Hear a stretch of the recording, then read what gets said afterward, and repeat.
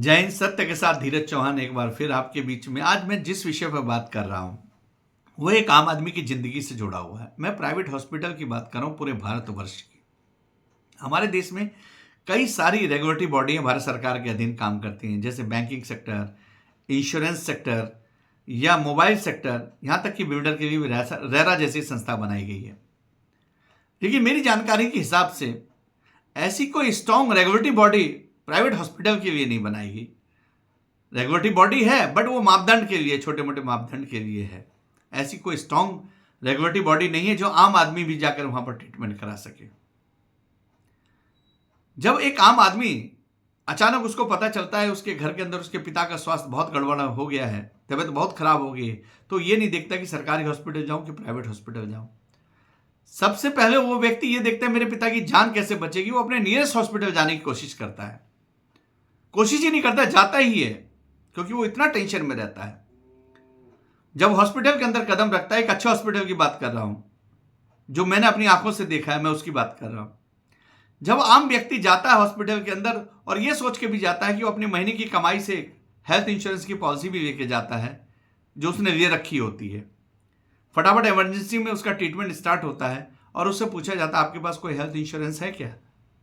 तो बोलता है, बड़े गर्व से कहता है, हाँ मेरे पास एक हेल्थ इंश्योरेंस पॉलिसी है, और वो भी टॉप 5 इंश्योरेंस पॉलिसी की कंपनी की बात कर रहा हूं मैं। फिर जब वो दिखाता है, बताते हैं कि ये इंश्योरेंस पॉलिसी जो आपने ली हुई है जिस कंपनी की, उससे हमारा टाइप नहीं है। फिर वो दुखी हो जाता है, फिर भी कोशिश करता है वो। फिर वो बताता है भारत सरकार का मेरे पास आयुष्मान कार्ड है, लेकिन उसको वहां से जवाब आता है कि ये आयुष्मान कार्ड भी हमारे यहां नहीं चलेगा। सोचो उसके मन में क्या बीत रही होगी। क्या किसी आम आदमी के पास 2-4 लाख रुपए उसके अकाउंट में सेविंग रहते होंगे क्या, जिसका महीने भर का गुजारा नहीं हो पाता है, किसी तरह अपने अपने परिवार का पेट पालता है? वो व्यक्ति जब अच्छे हॉस्पिटल में जाता है अपने पिता का ट्रीटमेंट कराने के लिए, तो उसको इस तरह का व्यवहार उसके सामने आता है। फिर भी वो हार नहीं मानता है।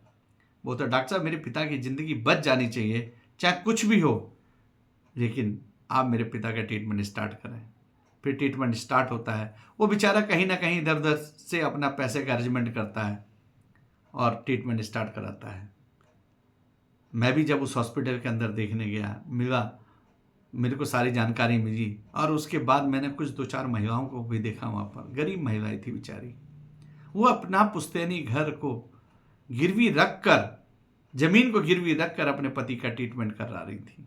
सोचिए, जब इस तरह की बातें उन्होंने मुझे बताई होगी तो क्या दिल पे गुजर रही होगी। हम 5वीं अर्थव्यवस्था बनने जा रहे हैं, हम इकोनॉमी की बात करते हैं, लेकिन सबसे पहले जो हमारे देश में सबसे बड़ी समस्या है गरीब आदमियों का, स्वास्थ्य का। हम स्वास्थ्य बीमा के नाम पे बहुत कुछ कर रहे हैं, लेकिन हमको ये भी देखना है वो स्वास्थ्य बीमा हर हॉस्पिटल में कार्य कर रहा है या नहीं कर रहा है। मुझे तो ये लगता है कि सारे हॉस्पिटल में कार्य कर रहा होगा। डॉक्टर एक भगवान होते हैं। जब पेशेंट जाता है डॉक्टर के पास तो उम्मीद की नज़र से देखते हैं ये भगवान रूप डॉक्टर हैं, ये हमको ठीक कर देंगे। तो डॉक्टर साहब सब लोगों को मानवता दिखानी चाहिए, चाहे उसके पास पैसा हो चाहे ना हो। आपको ईश्वर ने भेजा है लोगों को रोग को ठीक करने के लिए।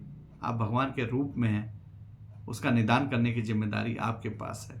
बहुत सारे लोगों को इस दुनिया से चले जाते हैं पैसे के कारण, उसका ट्रीटमेंट ठीक से नहीं मिलता है। लेकिन जिसके पास पैसा है उसको तो कोई दिक्कत नहीं है। जो आम आदमी जिसके पास पैसा नहीं है, वो bed charges 10,000, 5,000, room charges, hotel की तरह ट्रीटमेंट होता है। होटल के भी चार्जेस कम होते हैं, 3,000, 4,000, 5,000, लेकिन हॉस्पिटल के उतने ही रूम के साइज के 10,000, 15,000, 20,000, 8,000, 7,000, इस तरह की बार्गेनिंग रेट होती है। अच्छा नहीं लगता है। बड़े हॉस्पिटल्स में भी कंपनी के रूप की तरह चला रहे हैं। ठीक है, आपको भी सबकी सैलरी निकालनी होगी, डॉक्टर्स को भी देनी पड़ती है और एम्प्लॉय को देनी पड़ती है, लेकिन उस सब से अच्छा मानवता जरूर दिखाएं, ताकि आम आदमी भी एक अच्छे हॉस्पिटल जाने से डरे नहीं। सब लोग अपना ट्रीटमेंट अच्छे से करें, सब लोग स्वस्थ रहें। अगर सभी लोग स्वस्थ रहेंगे, चाहे गरीब हो अमीर, तो देश भी बहुत आगे बढ़ेगा, देश तरक्की करेगा। जय हिंद।